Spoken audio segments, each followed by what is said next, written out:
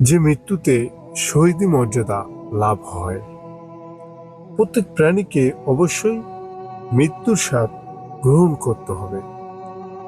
আল্লাহ তাআলা বলেছেন প্রত্যেক প্রাণী মৃত্যুর স্বাদ গ্রহণ করবে। সূরা আলে ইমরান 158 নম্বর আয়াত, সূরা আম্বিয়া 35 নম্বর আয়াত, সূরা আনকাবুত 57 নম্বর আয়াত। মুমিনের মৃত্যু আর অন্যদের মৃত্যু একরকম নয়। আল্লাহ তাআলা হযরত মুহাম্মদ সাল্লাল্লাহু আলাইহি সাল্লামকে বলছেন, আপনি বলুন, আমার নামাজ, আমার কোরবানি, আমার জীবন ও আমার মরণ বিশ্ব প্রতিপালক আল্লাহরই জন্য। সূরা আনাম 162 নম্বর আয়াত। একজন মুমিনের স্বীকৃতি এটি যে আমার সকল কাজ এবং জীবন মরণ আল্লাহর জন্য নিবেদিত। আল্লাহ তাআলা আরো বলেছেন, তিনি জান্নাতে বিনিময়ে মুমিনদের জীবন ও সম্পদ ক্রয় করে নিয়েছে। সূরা তওবা আয়াত সংখ্যা 111 নম্বর। মুমিনের কামনা বাসনা হলো শহীদি মৃত্যু।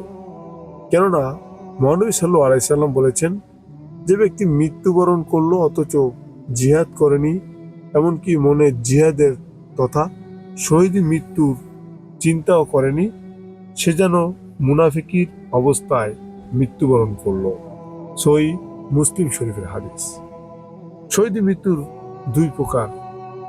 এক প্রকার হলো প্রকৃত শহীদ, তা হলো দিন কায়েমের জন্য কাফিরদের বিরুদ্ধে যুদ্ধ করে জীবন দেওয়া। এ ধরনের শহীদের মর্যাদা অনেক বেশি। আল্লাহ তাআলা বলেছেন, আর যারা আল্লাহর রাস্তায় নিহত হয় তাদের মৃত্যু বলো না, বরং তারা জীবিত, কিন্তু তোমরা তা বুঝো না। সূরা আল বাকারা আয়াত সংখ্যা 154। আরেক প্রকারের শহীদ হলো হুকুমি, অর্থাৎ তারা শহীদের সওয়াবপ্রাপ্ত হবেন। তারা হলেন প্লেগ, মহামারী ইত্যাদিতে মৃত্যুবরণকারী। তারা শহীদের মর্যাদা লাভ করবে।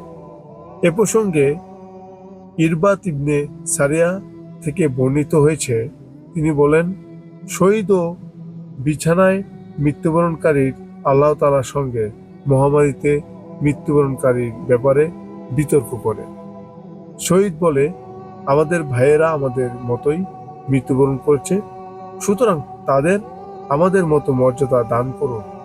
আর বিছানায় মৃত্যুবরণকারীরা বলবে, আমাদের ভাইয়েরা আমাদের মতোই মৃত্যুবরণ করেছে, সুতরাং তাদের আমাদের মতো সম্মান দেওয়া হোক। তখন আল্লাহ তাআলা বলেন, মহামারীতে মৃত্যুবরণকারীদের আঘাতের দিকে তাকাও। যদি শহীদদের আঘাতের মতো তাদের আঘাত থাকে, তাহলে তারা শহীদের মর্যাদা পাবে। অতঃপর দেখা যাবে যে মহামারীতে মৃত্যুবরণকারীদের আঘাত শহীদের আঘাতের মতো, ফলে তাদের শহীদের মর্যাদা দেওয়া হবে। মুসনাদে আহমদ শরীফের হাদিস 1596 নম্বর পৃষ্ঠা। জাবের থেকে বর্ণিত, রাসূল সাল্লাল্লাহু আলাইহি সাল্লাম বলেন, মহামারী থেকে দূরে থাকা, ভয় করা, পালানোর চেষ্টা করা যুদ্ধের ময়দান থেকে পালানোর মতো, অর্থাৎ কবিরা গুনাহ।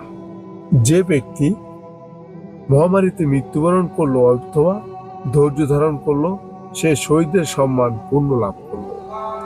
মুসনাদে আহমদ শরীফের হাদিস 1597 নম্বর পৃষ্ঠা। আবু হুরায়রা থেকে বর্ণিত, তিনি বললেন, রাসূলুল্লাহ সাল্লাল্লাহু আলাইহি সাল্লাম বলেছেন, শহীদ 5 প্রকার, যেমন প্লেগ বা মহামারীতে মৃত্যুবরণকারী, পেটের পীড়ায় মৃত্যুবরণকারী, পানিতে ডুবে মৃত্যুবরণকারী, কূপে পড়ে মৃত্যুবরণকারী, আল্লাহর রাস্তায় শহীদ। বুখারী ও মুসলিম শরীফের হাদিস।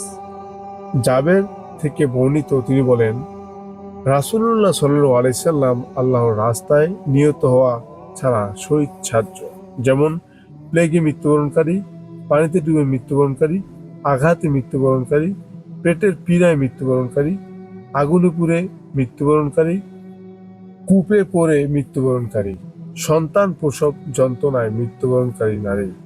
আব্দুল্লাহ ইবনে আব্বাস থেকে বর্ণিত, মহানবী সাল্লাল্লাহু আলাইহি সাল্লাম বলেন, প্রবাসে মৃত্যুবরণকারী শহীদ, ইবনে মাজাহ শরীফের হাদিস। সুবহানাল্লাহ। আল্লাহ রাব্বুল আলামিন আমাদের এমন মৃত্যু দান করুন যে মৃত্যুর মাধ্যমে আল্লাহ তাআলা তার কবরখানা জান্নাতের টুকরা বানিয়ে দিবে। যে মৃত্যুর মাধ্যমে যে মৃত্যু পূর্ণতা পাবে আল্লাহর ঈমান, দ্বীন এবং কোরআনের ইলম নিয়ে যখন তিনি মৃত্যুবরণ করবেন, তাদের সম্মান অনেক উঁচু পর্যায়ে। মহান রব্বুল আলামিন তাদেরকে ক্ষমা করে দেন যারা আল্লাহর সাথে কাউকে শিরক করে। আল্লাহ রব্বুল আলামিন আমাদেরকে সুন্দর সমাজ, সুন্দর রাষ্ট্র, সুন্দর একটি দেশ, সুন্দর একটি পৃথিবী বিনির্মাণের সহযোগিতা দান করুন। আজকে পর্যন্তই। সবাই ভালো থাকুন, সুস্থ থাকুন। আসসালামু আলাইকুম ওয়া রাহমাতুল্লাহি ওয়া বারাকাতুহু।